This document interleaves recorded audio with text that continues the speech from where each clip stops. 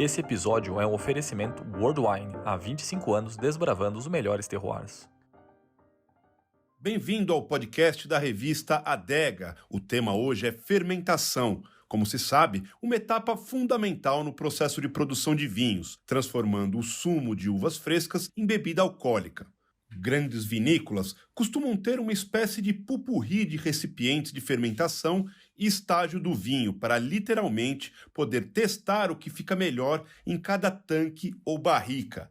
Durante séculos, a tecnologia da fermentação evoluiu e proporcionou uma gama de recipientes que dão aos enólogos a chance de avaliar, para cada caso, a melhor forma de produzir um vinho. São barricas de madeira, tanques de concreto ou aço e ânforas de barro, em formatos e tamanhos variados. Preparamos uma breve história da evolução dos recipientes de fermentação para que você entenda o que muda no vinho em cada um deles. Ânforas de barro. Acredita-se que a história da vinicultura remonte a 6.000 anos antes de Cristo, com seus primeiros resquícios encontrados na Armênia. Dentre esses restos arqueológicos estão pequenas ânforas e prensas de barros para uvas. As ânforas de argila foram os primeiros recipientes usados para a fermentação. Os vinicultores ancestrais perceberam que se deixassem um mosto de uvas em algum lugar, ele fermentava sozinho. Notaram também que quanto menos contato com o ar, mais lentamente esse vinho estragava. Descobriram ainda que, soterradas, essas ânforas controlavam melhor a temperatura, evitando que a fermentação fosse além do ponto necessário e transformasse o vinho em vinagre. A fermentação em ânforas voltou à tona recentemente, usada por enólogos que buscam produzir o vinho de maneira ancestral. Acredita-se que com as ânforas tem-se a fermentação mais natural ou não intervencionista possível. Geralmente, coloca-se o mosto para que fermente sozinho. Os defensores dizem que entre os benefícios está uma microoxidação suave, devido à natureza porosa do material, como na barrica de carvalho, mas sem a intervenção de sabor da madeira. A capacidade de produção em ânforas, obviamente, é bastante limitada e evitar a oxidação em excesso pode ser um desafio em algumas circunstâncias. A higienização, em alguns casos, também pode ser mais difícil. O controle de temperatura tende a ser limitado. Madeira.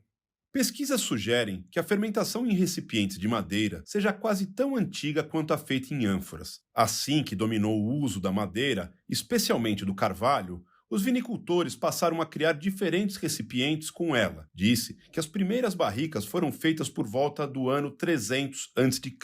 Logo, eles também perceberam que esses tanques de madeira davam ao vinho nuances diferentes, como aromas e sabores, bem como textura. Além disso, some-se a facilidade do manuseio, tanto para criar grandes tanques como para pequenas barricas. Assim, a madeira se tornou o recipiente preferido não somente para fermentar o vinho, mas também para transportá-lo e conservá-lo. Fermentar vinho em tanques ou barricas de carvalho ou outras madeiras é menos comum do que os estagiar por algum tempo. Nas vinícolas, você geralmente vê o vinho sendo fermentado em tanques de aço ou concreto, por exemplo, e posteriormente trasfegado para uma barrica, permanecendo lá pelo tempo desejado pelo enólogo para ganhar algumas características. Quando fermentados em madeira, os vinhos tendem a receber algumas influências de sabor e aroma da madeira, além de taninos. Quanto mais novo e mais tostado o recipiente, mais notas ele transmitirá ao vinho. Uma leve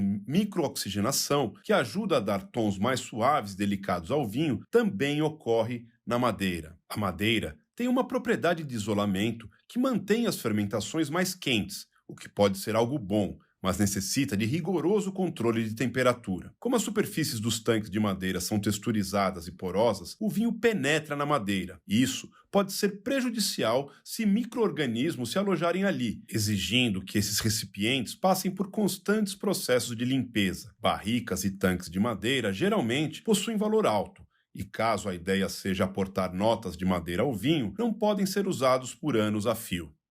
Concreto.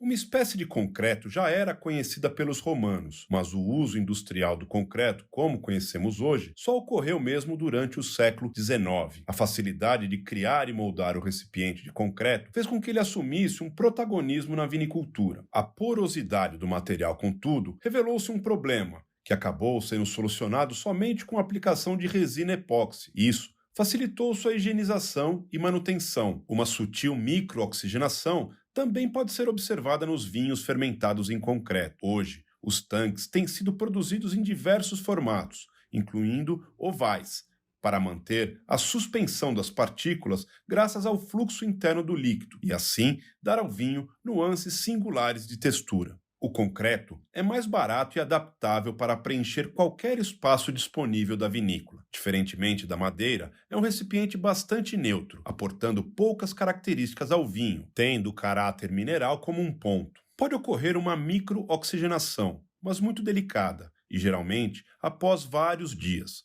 Suas paredes grossas conferem uma grande inércia térmica, então a temperatura tende a ficar bastante estável, ajudando a evitar picos durante a fermentação. Os tanques de concreto mais antigos sofriam com a higiene e eram muito difíceis de se limpar. Atualmente, ainda há certa dificuldade. Contudo, a aplicação de resinas na parte interna facilitou muito o trabalho. Se houver alternância importante de temperatura, o concreto pode rachar. Portanto, é preciso cuidado. Novas tecnologias hoje também propiciam um melhor controle de temperatura. Outra desvantagem dos grandes tanques de concreto é a falta de flexibilidade, pois não são indicados para lotes menores.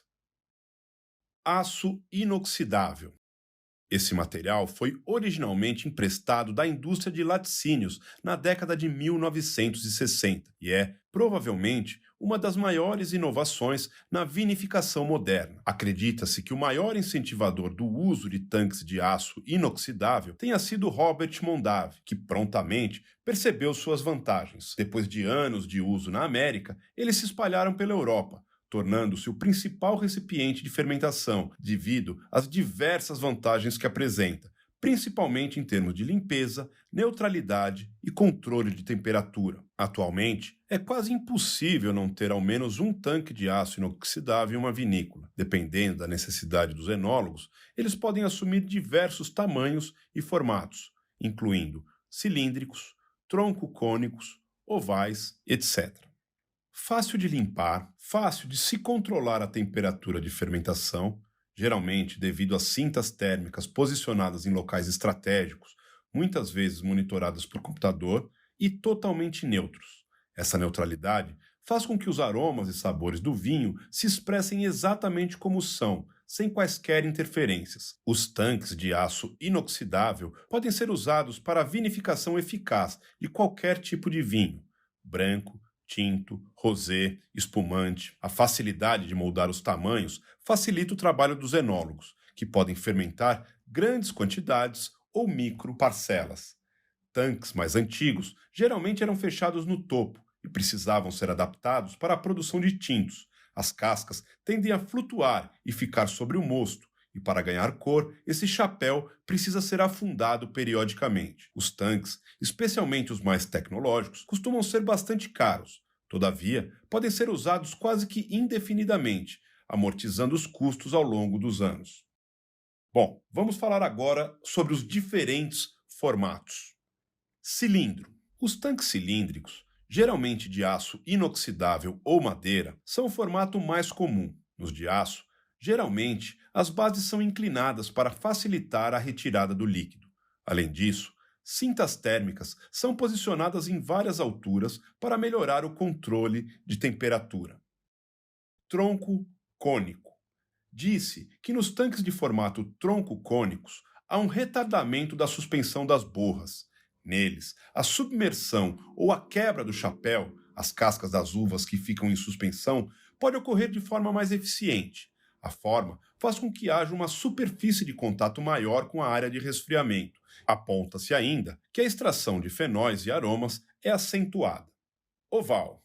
Acredita-se que em um recipiente em forma de ovo, a superfície interna promove uma corrente natural ou vórtice. Uma teoria afirma que conforme fermenta o vinho, a levedura ativa se torna mais leve e sobe até o topo do recipiente. O vinho mais frio, então, afunda, resultando na formação de uma corrente de convecção contínua.